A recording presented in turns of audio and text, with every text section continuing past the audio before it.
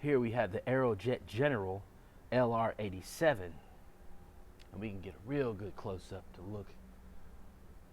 We can see all those turbo pumps. This is a dual engine setup. Let me back up a little bit here so you can see both of them.